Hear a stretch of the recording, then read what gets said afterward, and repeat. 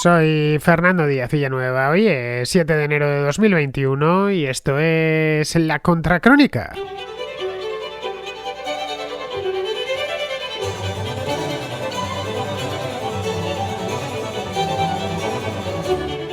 El Bitcoin, la criptomoneda esta tan famosa que nos acompaña ya desde hace unos cuantos años, superó ayer los $35.000 por unidad, en un nuevo máximo histórico que le ha hecho duplicar su precio en solo un mes y triplicarlo en 4 meses, desde el mes de septiembre. La fiebre se desató más o menos en esa época, a mediados de septiembre, principios de octubre, cuando la más célebre de todas las criptomonedas cotizaba a unos $10.000 la unidad. En ese entorno, de entre los 8 y los $10.000, llevaba pues todo el año 2020, más o menos. Estaba aún lejos de sus picos del verano de 2019, cuando se puso a casi $12.000, y de finales del año 2017, cuando superó los $15.000. Aquella fue la famosa burbuja de las criptomonedas de finales de 2017, principios de 2018. Ambas marcas, tanto las de hace un par de años o hace ya 3 años como la de hace año y medio, las ha pulverizado de sobra ahora. En noviembre superó los $15.000, no era por primera vez sino por segunda, pero esta vez siguió hacia arriba. A mediados de diciembre ya estaba a $20.000 y no se hablaba de otra cosa, y el día 2 de enero se puso por encima de los $30.000. Nadie sabe hasta dónde va a llegar la cotización del Bitcoin. Hoy por hoy estamos a 7 de enero. Algunos especulan con que irá subiendo a lo largo del año 2021. Irá subiendo, no sabemos si tanto como ha subido hasta ahora, o a la velocidad por lo menos que ha subido a lo largo del último mes, porque en este caso nos pondríamos en muy poco tiempo en el $1.000.000. Pero vamos, que seguirá subiendo animado por los estímulos monetarios que están inyectando los gobiernos vía los bancos centrales para paliar la crisis provocada por la pandemia, tanto en Estados Unidos como en el Reino Unido, como en la Unión Europea o como en Japón, en las principales economías del mundo. Otros creen que se trata de un simple fogonazo, una nueva burbuja causada por la incertidumbre general del mercado que hay ahora mismo, que aún no ve claro el fin de la crisis sanitaria. Todavía faltan meses y estamos en un momento un tanto especial. Como bien sabemos, los rebrotes son muy potentes en ciertas zonas y hay mucho nerviosismo. Bien, sea una cosa o la otra, el hecho innegable es que el Bitcoin, que acaba de cumplir 12 años hace solo unos días, es ya un elemento que no se puede ignorar y además de no poderse, no se debe ignorar y que habrá que tener muy en cuenta, vamos, a lo largo de la presente década.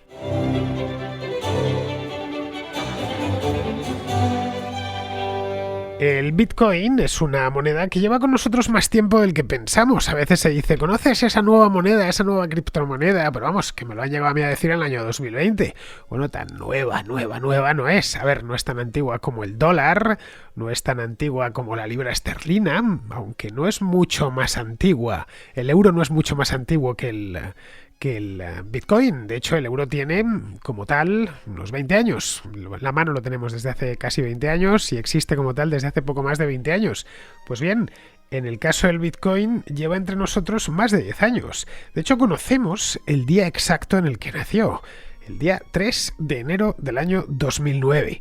Ese día un japonés llamado Satoshi Nakamoto, bueno, no sabemos si era japonés y si se llamaba Satoshi Nakamoto, esa es la verdad, pues seguramente sea un seudónimo, lleva mucho tiempo, pues toda la comunidad internauta tratando de averiguar, bueno, ya financiera, tratando de averiguar quién es el tal Satoshi Nakamoto. Bien, pues este hombre exista o no exista, existía alguien que hizo esto, pero no sabemos su nombre real. Pues bien, esta persona, dejémosla con el nombre convencional al final, que es Nakamoto, creó los primeros, ese día, el 3 de enero de 2009, creó los primeros 50 bitcoins con un software de código abierto que él mismo había programado y había creado conforme a un protocolo específico que se había encargado a lo largo del año 2008 de ir distribuyendo por ciertos foros. En aquello, por supuesto, ni estas cosas que pasaban en aquellos foros de criptografía, ni tampoco la creación de los 50 primeros bitcoins, pensad en lo que valdrían hoy esos primeros 50 bitcoins. Pues bueno, pues multiplicadlo por 35.000 cada uno de ellos y os saldrá el precio aproximado. Bien, aquello no se mereció titular alguno en la prensa, no salió en el telediario, no lo dio la CNN, ni Bloomberg, ni ninguna, no apareció en el diario Expansión, nada. No se mereció que concitar la atención atención de nadie. ¿Por qué? Pues porque las auténticas revoluciones empiezan silenciosamente y sin que nadie lo advierta, o casi nadie lo advierta. Pero aquello era algo nuevo, realmente nuevo. Sé que no salió en los periódicos, pero era algo realmente nuevo. Era una criptomoneda, y además empezó a ponerse eso del cripto por delante. Era propiamente una criptomoneda, y una moneda pues vienen a ser lo mismo, aunque cuando decimos criptomoneda todos sabemos a lo que nos referimos. Era una criptomoneda descentralizada y completamente libre del control de los gobiernos. Y quien dice de los gobiernos, dice de los bancos centrales, que de una manera directa o indirecta están vinculados desde hace ya muchos años a los gobiernos.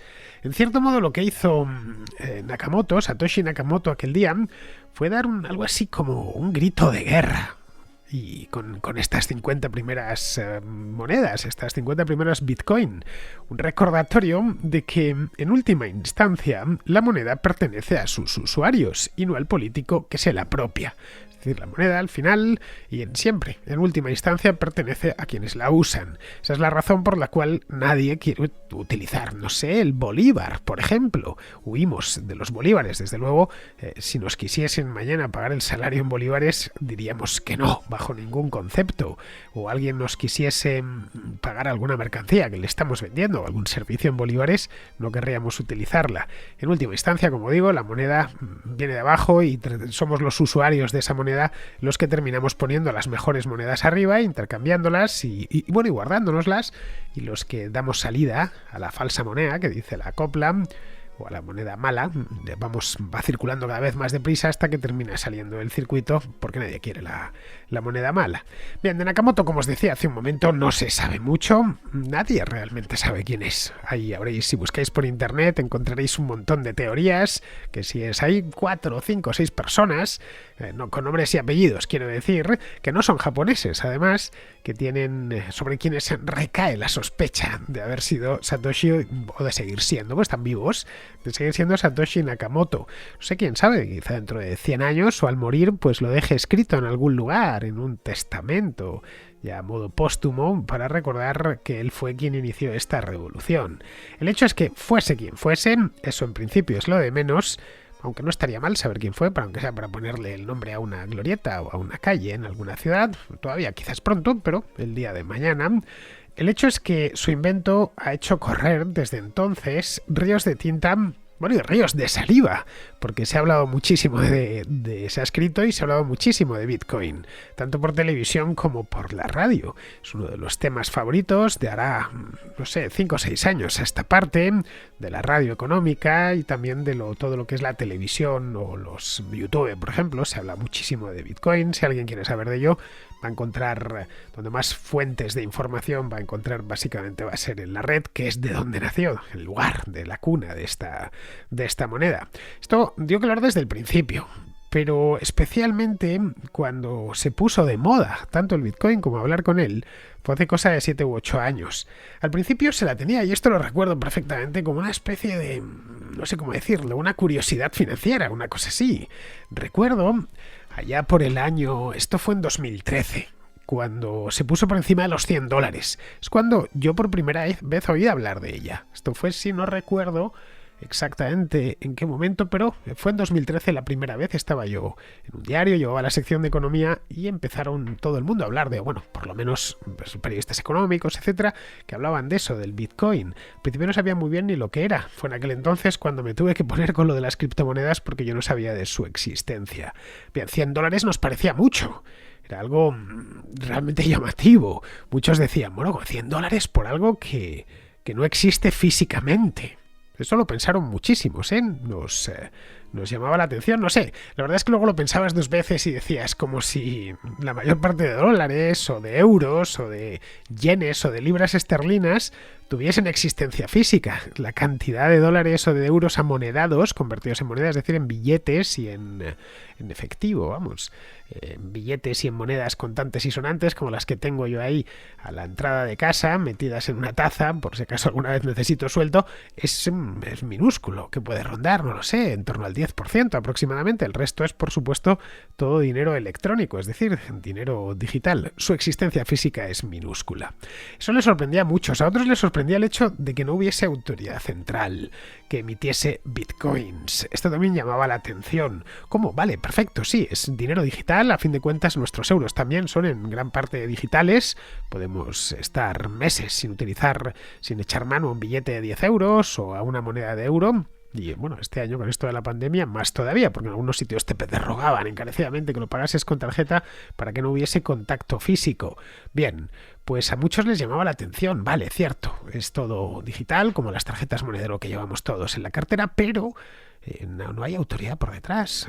¿Cómo se emite esto? ¿Cómo nace? ¿Cómo se reproduce? Al final, pensándolo bien, pues claro, después de 40 años de abandonar definitivamente ya el patrón oro, este último, cuando se cerró la ventanilla del oro en el 71, se cerró el patrón de cambio, era un patrón oro muy indirecto, pero todavía existía, es decir, había vínculo entre, si tenías un marco, una peseta o un dólar, por supuesto, había un vínculo más o menos directo e indirecto con el oro, con el lingote, con la onza concretamente de oro, pero a partir de ahí ya se rompió, es decir, pasó el sistema monetario mundial a ser fiduciario puro. Claro, después de 40 años, y esto estaba pasando en torno al año 2013, pues sí, 40 años justos, no concebíamos que la moneda nacía desde abajo y no desde arriba. Es decir, que si nuestros antepasados habían escogido el oro y la plata como dinero era, pues entre otras muchas razones, por su escasez relativa, es decir, no damos una patada a la tierra y salen pepitas de oro, todo lo contrario, y sobre todo por la imposibilidad de fabricar oro y plata, a pesar de que en tiempos históricos se intentó muchas veces a través de los alquimistas. O sea, los príncipes europeos gastaban fortunas en contratar a sabios, muchas veces más que sabios, eran magos, para que consiguiesen convertir el plomo en oro. En una palabra, nunca lo consiguieron. Al final, ni la plata ni el oro se pueden fabricar, a diferencia de los diamantes, que sí se puede hacer. En el caso del oro no es así. Los reyes, eso tenía razón de ser que lo escogiesen, ¿eh? Los reyes tenían que asumir que el oro era una cantidad limitada, dada, y que crecía muy lentamente con el descubrimiento de nuevas minas, que no siempre sucedía y podía haber épocas en las que no se descubrían minas nuevas y el oro subía de precio. Siglo XVI, cuando se descubrió la mina de Potosí en Perú, la de Zacatecas en México, pues la plata, por ejemplo, empezó a abundar y por lo tanto bajó su precio, pero era todo unas cosas muy lentas, no se podía hacer crecer la masa monetaria de manera salvaje, a no ser que se envileciese la moneda, es decir, se la mezclase con cobre para que las monedas, pues, que se hiciesen, como se le llamaba en español, moneda de vellón. Bien, pues el Bitcoin en ese aspecto, una de las cosas que vimos desde el principio es que se comportaba de la misma manera que el oro. Era una moneda, a fin de cuentas, pero estaba limitada, no había todos los bitcoins que quisiésemos, crecía muy lentamente, es decir, que su disponibilidad crecía a paso de tortuga.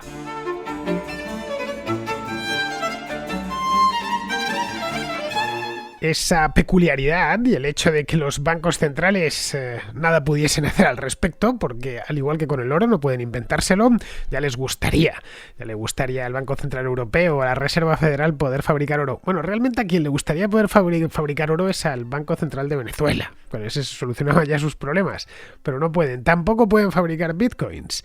Y eso provocó que a finales del año 2013 todos empezasen a hablar de él, que es en ese año cuando yo lo conocí y creo que como yo, pues muchos de los que estáis al otro lado. Todo el mundo andaba preguntándose qué es eso la palabra ya en sí mismo, Bitcoin. Algunos nos sonaba como casi una ficha de estas de ferias, de cuando uno va a montarse en una atracción de feria. Pues compra 5 Bitcoins y podrás subir en la montaña rusa y en no sé cuántos sitios más. Vamos, que el nombre no era muy afortunado, si soy sincero, aunque claro, ahora ya nos hemos acostumbrado a él. Fue en aquel entonces, cuando 2013 hablo, cuando atravesó la barrera psicológica de los $1.000. Aunque luego cayó abruptamente a los $500, recuerdo.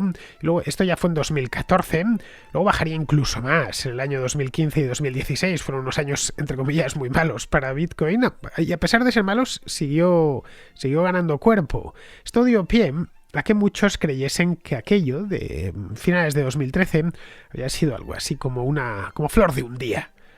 una moda pasajera unida a las turbulencias financieras de la crisis.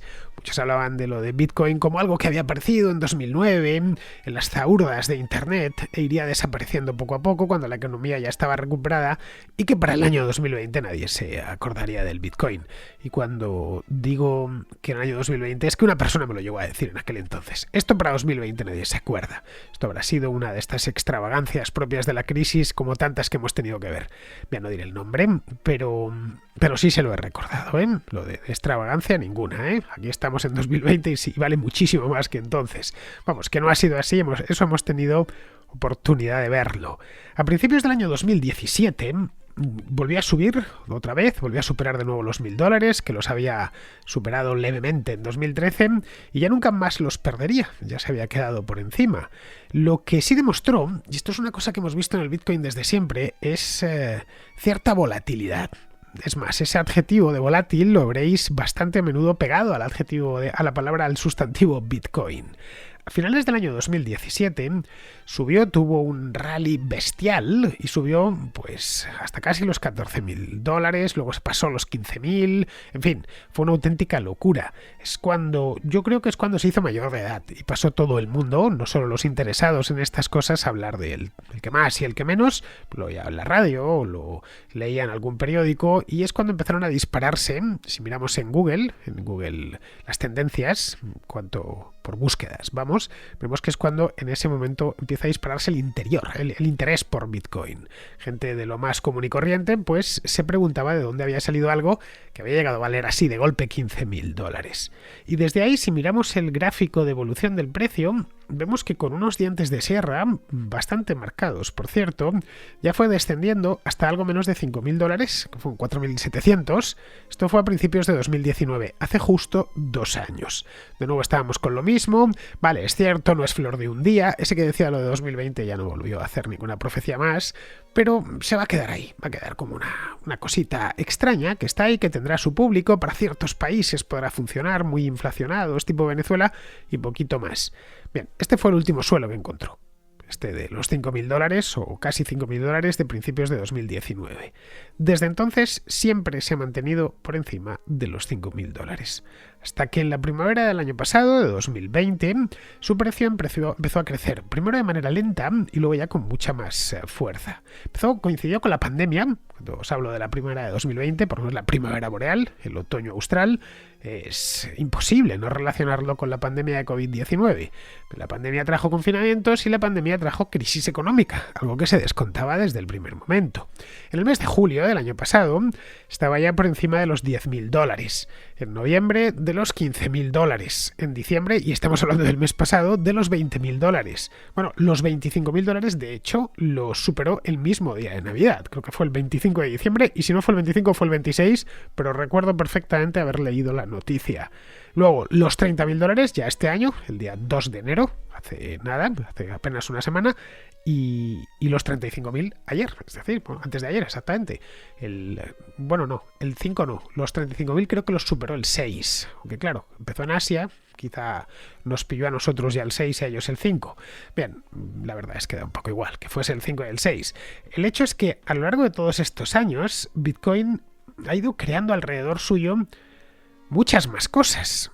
Ha ido creando, por ejemplo, una constelación de criptomonedas, algunas de gran importancia, como el Ethereum, que ha subido también, está a $1.200, y ha creado ya unos cuantos bitcoinionarios, podríamos llamarlo. Bueno, acabo de acuñar la palabra.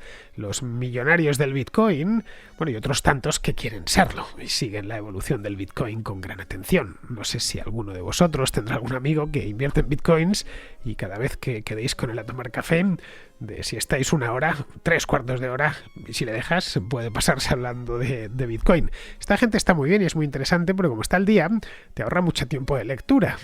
3/4 de hora con él te ha puesto al día en el acto y te has ahorrado un montón de tiempo leyendo el Wall Street Journal. Así que procurad escuchar a estos amigos y escucharlos con atención, a los que están todo el día con la cabeza metida en esto del Bitcoin. Estos lo siguen porque tienen dinero metido ahí, lógicamente, y nadie se va a preocupar más del dinero de uno que uno mismo. Eso está claro.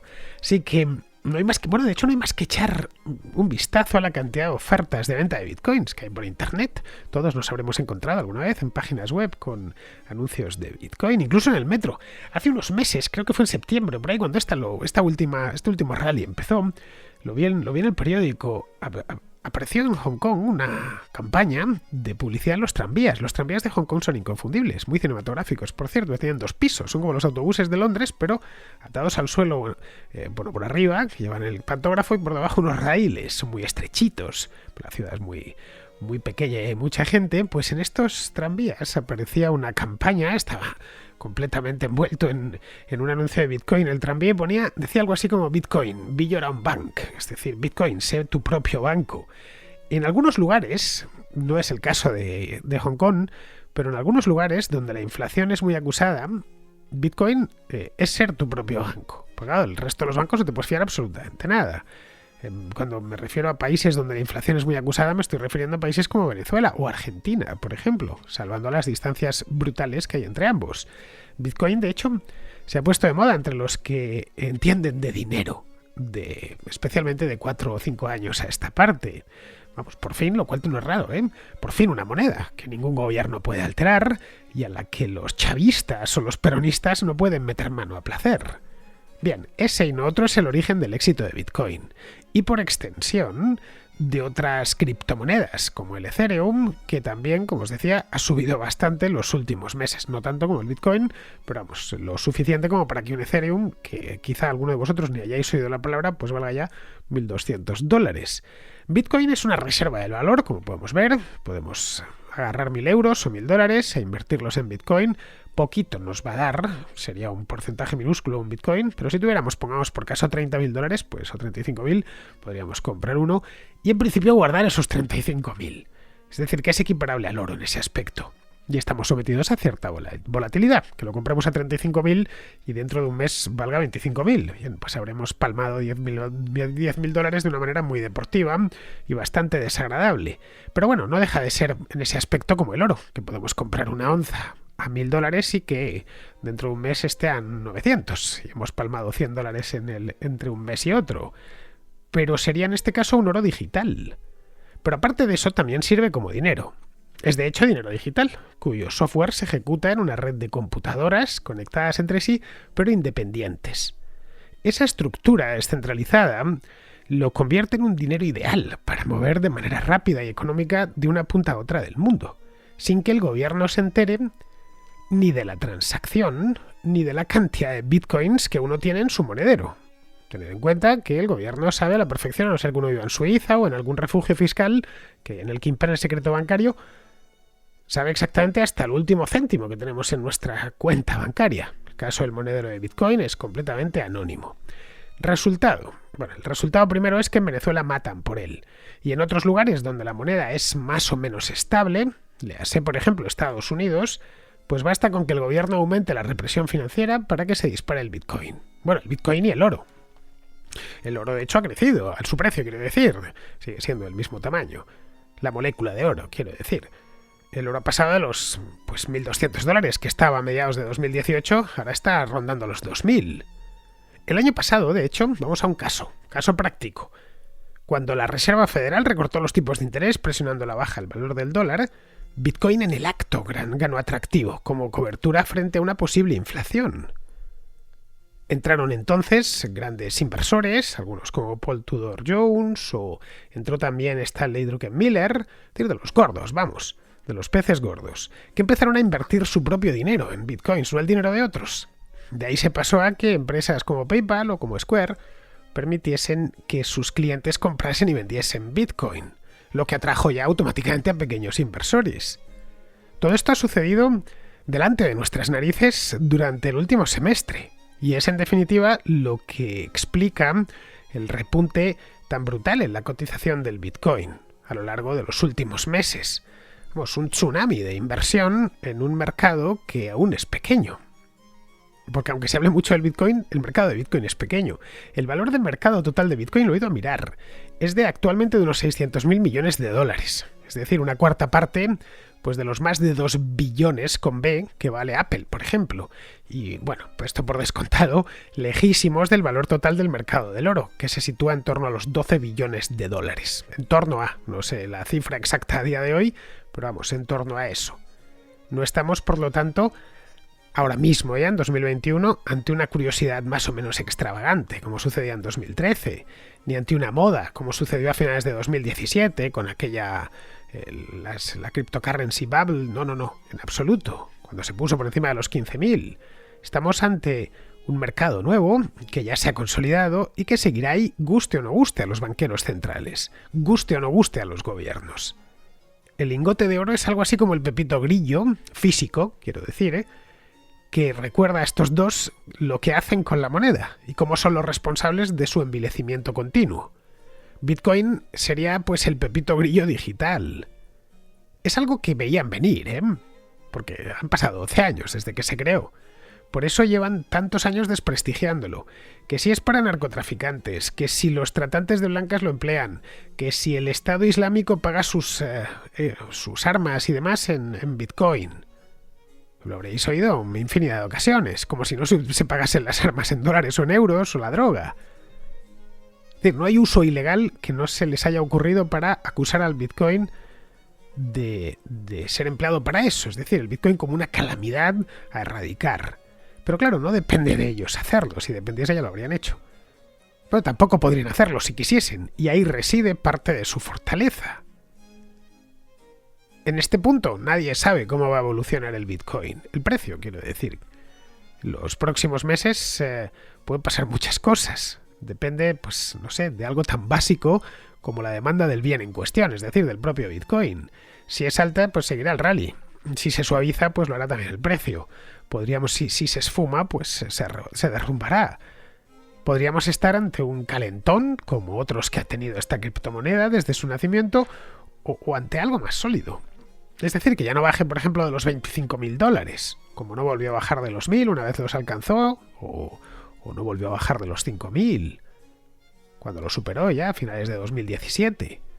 El recorrido que tiene es mucho, y en el panorama monetario que tenemos ahora mismo delante nuestro, pues todo lo que se ven son más flexibilizaciones y más imprenta. Luego, y esto es pura especulación, las posibilidades que tiene de crecer el Bitcoin de manera sólida a lo largo de los próximos años son muy altas.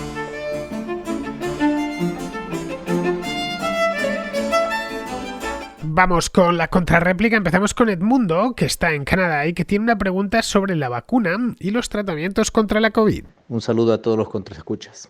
Tengo una pregunta con respecto al COVID y a la vacuna, aunque no necesariamente con enfoque en la vacuna. Más bien la duda que tengo es por qué es que se invirtió tanto dinero, esfuerzo, tantas publicaciones por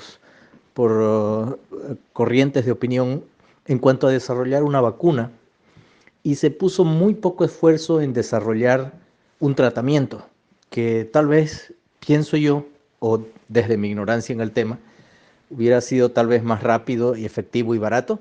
Tal vez es una pregunta para tu amiga la bióloga de Inglaterra. Bueno, muchas gracias por tus programas y un cordial saludo. Que estés bien. Pues sí, Edmundo, es una pregunta que Andrea podrá responder, y va a responder de hecho mucho mejor que yo. Así que lo que he hecho es reenviarle la nota de voz que me has pasado, y pues como está de vacaciones y tiene tiempo, me ha tenido la delicadeza y la cortesía de devolverme la contestación, que es esta que vas a escuchar ahora. Estimado Edmundo, qué buena pregunta. En efecto, lo intuitivo es pensar que quizá lo más sensato sería haber invertido mitad y mitad de tiempo y esfuerzo humano y económico para desarrollar una vacuna y un antiviral seguros y efectivos. Sin embargo, hay algunos otros factores que es necesario considerar para darse cuenta de que no es exactamente así. El objetivo primordial con una enfermedad infecciosa es erradicarla. En caso de que no fuera posible, reducirla a su mínima expresión y eventualmente desarrollar una cura para la misma. Hay dos argumentos fundamentales para esto. El primero, las enfermedades generan costes visibles, como las camas de un servicio de cuidados intensivos, o menos visibles, como los seguros para eventualidades derivadas de la enfermedad. El segundo es que las enfermedades infecciosas, y esto es especialmente cierto para la COVID-19, dejan secuelas, y una vez uno cae enfermo puede pasarla sin enterarse, como una mala gripe o como una neumonía que lo lleve a las urgencias primero y bueno, quizá a la tumba después. Es decir, que la mejor COVID-19 es la que no se padece nunca. Y cabría un tercero, de naturaleza, si quieres, algo más científica y también por eso algo más larga de explicar. Sin entrar en muchos tecnicismos, valga la pista de que si uno mira las herramientas de que disponemos para luchar contra los virus, hay muy pocos antivirales, y no es casual. En la guerra molecular contra los virus evolucionan nuestras herramientas, pero también las del virus, a través de mutaciones y selección natural. En resumen, los antivirales pueden ganar una batalla, pero solo las vacunas pueden ganar la guerra. Seguimos con Eduardo, que tiene otra pregunta sobre la vacuna. Una pregunta para Andrea. ¿Qué hay de verdad en los rumores que apuntan que no es recomendable la vacuna para mujeres embarazadas o que planean estar embarazadas? ¿Es porque no se ha testado lo suficiente o es porque puede haber problemas con el embarazo o la fertilidad de las mujeres? Muchas gracias. Pues aquí, Eduardo, te digo lo mismo que le decía a Edmundo hace un momento. Andrea está generosa, así que le he reenviado tu mensaje y me ha respondido con otra nota de voz al poco tiempo. Así que aquí tienes tu respuesta. Querido Eduardo, esta pregunta es, nunca mejor dicho, de vital importancia, y por ello quiero ser lo más exquisita y exacta posible con las palabras que escojo para responderla. En el curso estándar de un ensayo clínico en efectos se estudian los posibles efectos de la fertilidad, así como los posibles efectos sobre cualquier otra característica de fundamental importancia y sobre el curso del embarazo y los efectos en la lactancia. Para realizar tales ensayos clínicos, primero se ha de tener información sobre los ensayos no clínicos o en animales que provean de una razonable seguridad para proceder con los ensayos clínicos en humanos. En el caso de las vacunas desarrolladas contra la COVID-19, estos estudios están aún en camino y por tanto es pronto para inferir conclusiones finales y definitivas sobre los mismos. Pongo a tu disposición lo que sí se sabe. Tanto AstraZeneca como Moderna y Pfizer han realizado estudios no clínicos, esto es, en animales, y no han encontrado efecto alguno sobre la fertilidad, la progresión del embarazo y la lactancia. Siendo esto así, han procedido al reclutamiento de voluntarias, se entiende, de mujeres embarazadas para los ensayos clínicos de su vacuna. Hasta ahí y solo hasta ahí es la información disponible. Ahora bien, aquí van algunas consideraciones adicionales. En las vacunas de ARN mensajero, el ARN no entra al núcleo de las células, lugar donde reside el genoma, es decir, que no lo altera o lo modifica. De hecho, cuando el ARN entra en las células, este se degrada y destruye a gran velocidad. Como comentamos en cierta ocasión, el reto en estas vacunas era que el ARN aguantase lo suficiente sin ser degradado de manera que pudiera hacer su efecto.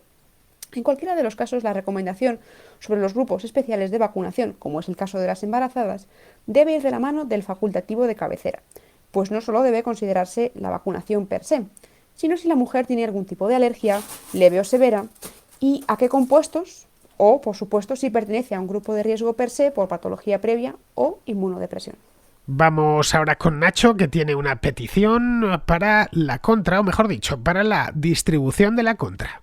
Hola Fernando, ¿qué tal? Acabo de escuchar tu programa por YouTube y este audio simplemente para felicitarte por el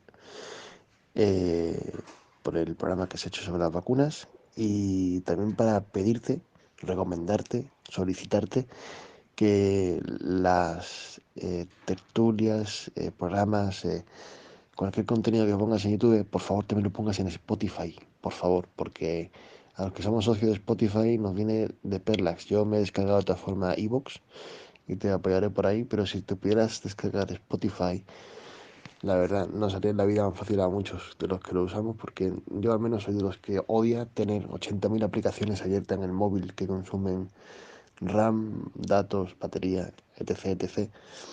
En fin, una petición que te hace un oyente tuyo. Un abrazo. Pues eso, Nacho, me temo que es imposible. La contra es un espacio exclusivo de iVoox y de YouTube y lo seguirá siendo por una razón además muy fácil de entender.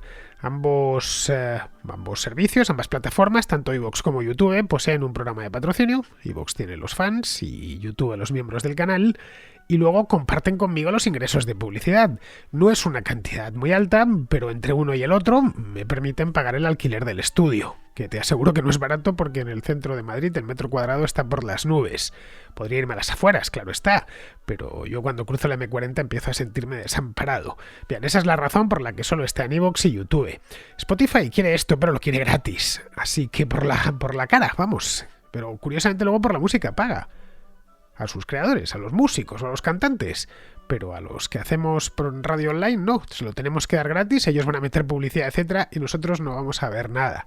Así que nada, hasta que no cambien de política respecto a los contenidos radiofónicos, que se olviden de la contra.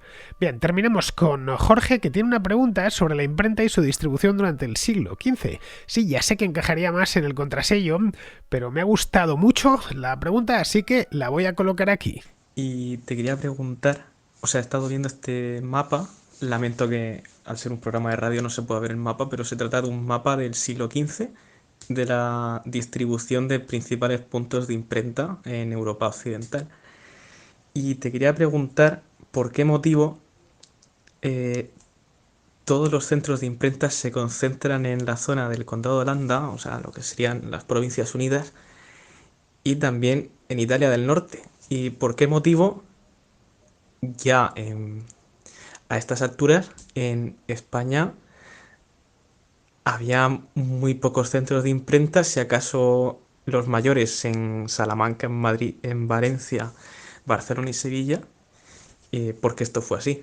Bueno, Jorge, esto es un programa de radio, pero, a ver, es un programa de radio enriquecido, llamémoslo así. Es un programa de radio que admite imágenes. Bueno, las admite tanto, emite imágenes, que la estáis viendo ahora mismo, este mapa del que nos hablas en YouTube. En YouTube basta con que miréis el teléfono o la pantalla donde estéis escuchando el programa y veréis el mapa del que nos habla Jorge, y también en iVoox, en la zona de comunidad, tenéis allí este mapa. Bien, en ese mapa lo que estás viendo, lo que estamos viendo ya todos, son las principales concentraciones urbanas de la Europa del siglo XV. Los reinos de España en aquel entonces, que eran esencialmente Castilla y Aragón, y alguno más pequeño como Navarra o el propio Portugal, estaban muy poco poblados. La corona de Castilla en aquella época, pues pongamos 1490, tenía unos 5 millones de habitantes. La de Aragón no llegaba al millón. Bien, en esa misma época el Sacro Imperio Romano Germánico rondaba los 16 millones de habitantes. Francia pues tendría unos 13, 14, quizá 15 millones. Y los estados italianos, que eran minúsculos, tenían muchísimos habitantes. La República de Venecia, por ejemplo, que no era solo la ciudad, sino también lo que es hoy la región del Véneto, pues en aquella época tenía 1,5 millones de habitantes. Florencia unos 800.000, y los estados pontificios, es decir, Roma y un poco más, tenían 2 millones. Inglaterra también estaba muy despoblada en el siglo XV. En aquella época rondaba los 2 millones. Y un único núcleo urbano de importancia, que era Londres, que es el único donde se imprimieron incunables. Bueno, lo habéis visto en el mapa, junto a Oxford. Bueno, pero en Cambridge no. En Cambridge no se imprimieron, en la Universidad de Cambridge no se imprimieron incunables, es decir, libros impresos en el siglo XV.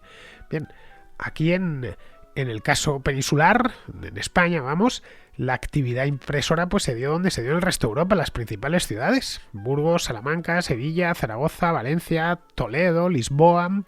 En el resto del territorio es que había muy poca gente y ninguna ciudad de importancia. En los Países Bajos, ya que te sorprende tanto, en un lugar tan pequeño había 1 millón de habitantes y muchísimas ciudades muy juntas. Y el Ducado de Milán tenía al terminar el siglo XV aproximadamente 1.200.000 habitantes. Vamos, que no hay nada extraño. En España se empezó a imprimir en 1472, en Segovia, se empezó a imprimir por empeño del obispo de esa ciudad. Y luego a partir de ahí ya se extendió con mucha rapidez, especialmente por ciudades grandes, tipo Sevilla o Zaragoza, o luego también por ciudades universitarias, como Salamanca. Vamos, que no hay excepción española en esto de la imprenta. De hecho, en 1500, España era el lugar de Europa con más imprentas después de Alemania, Holanda, Francia e Italia. No era un lugar ni muchísimo menos atrasado, para nada. La excepcionalidad española no era esa. Era, y sigue siendo, lo vacío que ha estado el país siempre, en comparación con otros de Europa. Pero bueno, eso lo entendemos a poco que conozcamos la geografía española. Eso lo entendremos a la perfección. Bien, pues ya vamos a terminar. Vamos con Pizarro, que nos habla del gasto público disparado que tiene el Estado. Si con la gestión de la pandemia ha quedado demostrado que nuestro gobierno es un incompetente, presa del pasmo, la sobrereacción, la desinformación, la contradicción, es decir, contraproducente, Ahora, en la gestión de la deseable pospandemia y segura crisis económica, va a quedar de nuevo demostrado que nuestro gobierno es un incompetente, es decir, que es contraproducente.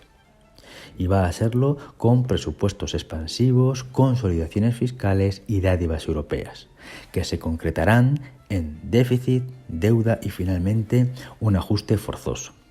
Y de los ajustes forzosos suele salir conflictividad social. Lo mismo, la recuperación es inopinada, las ayudas sobran y las cuentas cuadran, pero nuestro histórico dice que de eso, nada.